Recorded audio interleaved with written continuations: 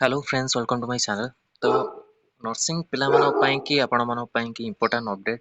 तो ओडिशा नर्सिंग कर्मचारी संघर आंदोलन चेतावनी आपणकर दिया जायछि। नर्स कला बैच केमती प्रतिबाद करिवे एटा तो आपण आगुरु अपडेट पाइथिबे, किंतु ए जो 10टी दफा लागि सेते आपणकर नियुक्ति रे भी आपणकर रहिबो नियुक्ति को नै कि जोतरे आपण एठी लेखा हिचे 14 तारिखରୁ ଆପଣଙ୍କର 10 ଦଫା ଦାବି ରାଜ୍ୟ ନର୍ସିଂ ଅଫିସର 7 ଦିନ ଧରି କଳା ବ୍ୟାଚ୍ ପରିଧାନ କରି ହସ୍ପିଟାଲରେ କାର୍ଯ୍ୟ କରୁଛନ୍ତି।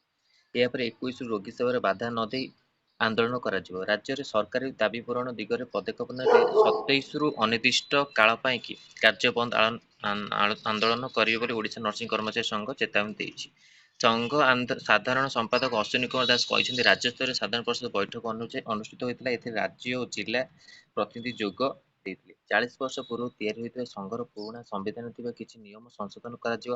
ଆସନ୍ତା ନଭେମ୍ବରରେ ନିୟମ ଅନୁମୋଦନ କରାଯିବ। ବରିଷ୍ଠ ନର୍ସିଂ ଅଫିସର 2013 ପୂର୍ବରୁ 6 ବର୍ଷ ଚୁକ୍ତିଭିତ୍ତିକ ଚାକିରି ସୀମାକୁ ମୂଳ ଚାକିରିରେ ମିଶାଇବା, ନର୍ସିଂ ଅଫିସରଙ୍କୁ ବରିଷ୍ଠତା ଭିତ୍ତିରେ ପଦୋନ୍ନତି କରି ଉପଯୁକ୍ତ ପଦବୀ ଦେବା, ନର୍ସିଂ ଅଫିସର ସିଏଚ୍ଓ ପୋଷ୍ଟରୁ ଫେରାଇ ଆଣି ଖାଲି ପଡ଼ିଥିବା ହସ୍ପିଟାଲ ନିୟୋଜିତ, ଡ୍ରେସ୍ କୋଡ୍ ପରିବର୍ତ୍ତନ, ଛୁଟି ବାବଦରେ ଥିବା ଅସଙ୍ଗତକୁ ଦୂର ଆଦି ଦାବି ରହିଛି ବୋଲି ସେ କହିଛନ୍ତି।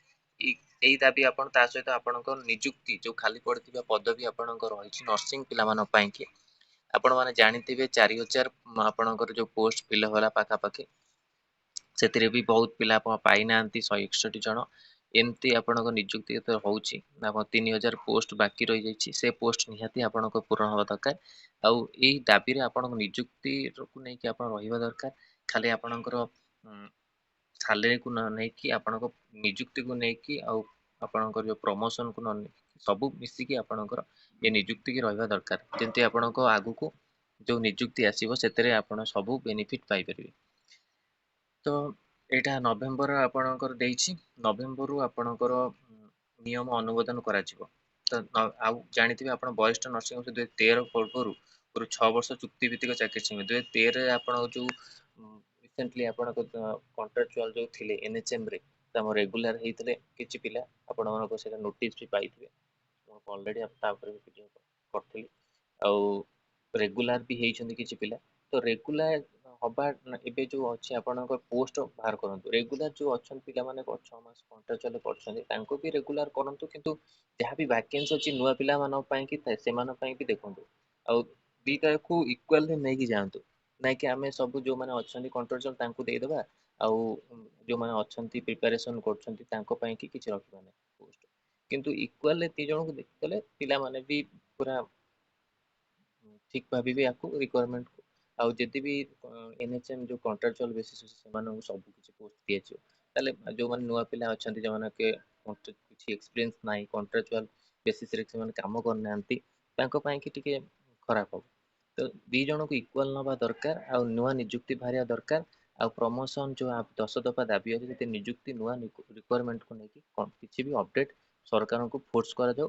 ଆଉ ଯେତେ ଦିନ ପର୍ଯ୍ୟନ୍ତ ସଂଘର୍ଷ କରନ୍ତୁ, ଆଉ ଯେତିକି କରିବେ ଆପଣ ପାଇବେ। ଓତ୍ରିପୋଲିସରେ ଆପଣ ଦେଖିଥିବେ ତ ଓତ୍ରିପୋଲିସ ଫରେଷ୍ଟ ଗାର୍ଡ ଆଉ ଲାଇଫ ଷ୍ଟକ୍ ଇନ୍ସପେକ୍ଟର ପିଲାମାନେ ଯାଇଥିଲେ, ତାଙ୍କୁ ବହୁତ କିଛି ମାନେ ଖରାପ ବ୍ୟବହାର ମଧ୍ୟ ହେଲା। ଆଉ ତା ସହିତ ତାଙ୍କର ଆନ୍ସର କି ତାପରେ ସେଇଦିନ ତାପରେ ଆନ୍ସର କି ପଳେଇ ଆସିଲା ଯୋଉଟା ଫରେଷ୍ଟ ଲାଇଫ ଷ୍ଟକ୍ ଇନ୍ସପେକ୍ଟର। ତ ଆପଣମାନେ ଯାଆନ୍ତୁ, ଯେତେ ଫୋର୍ସ କରିବେ, ଯେତେ ଗଭର୍ଣ୍ଣମେଣ୍ଟକୁ ଫୋର୍ସ କରିବେ ଆପଣମାନଙ୍କ ନିଯୁକ୍ତି ସେତେ ଆସିବାର ଚାନ୍ସ ରହୁଛି। ଆଉ ଦେଖନ୍ତୁ ଆପଣଙ୍କ ଉପରେ ଡିପେଣ୍ଡ କରୁଛି, ବହୁତ ପିଲା ବହୁତ କିଛି ଦାବି ନେଇକି ଯାଉଛନ୍ତି।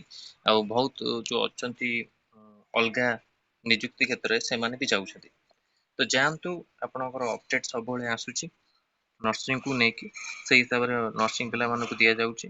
ଆଉ ଦେଖନ୍ତୁ 10 ଦଫା ଦାବି ଆପଣଙ୍କୁ କଣ ଭଲ ଲାଗୁଛି ସେଇ ଅନୁସାରେ ଆପଣଙ୍କ ଓପିନିଅନ ଦିଅନ୍ତୁ। ଆଉ ନ୍ୟୁ ରିକ୍ୱାରମେଣ୍ଟକୁ କେମିତି ଆସିବ ତା ପାଇଁ ଚେଷ୍ଟା କରନ୍ତୁ। ତ ଏଇଟା ଇମ୍ପୋର୍ଟାଣ୍ଟ ଅପଡେଟ୍ ଥିଲା ନର୍ସିଂ ପିଲାମାନଙ୍କ ପାଇଁ କି।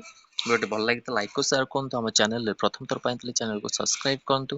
ଆଉ ଏଇଭଳି କଣ୍ଟେଣ୍ଟ ପାଇଁ ବେଲ୍ ଆଇକନକୁ କ୍ଲିକ୍ କରନ୍ତୁ, ଯାতে ସମସ୍ତ ଗୋଟେ ନୋଟିଫିକେସନ ଆପଣଙ୍କ ପାଖରେ ପହଞ୍ଚି ପାରିବ। ଧନ୍ୟବାଦ।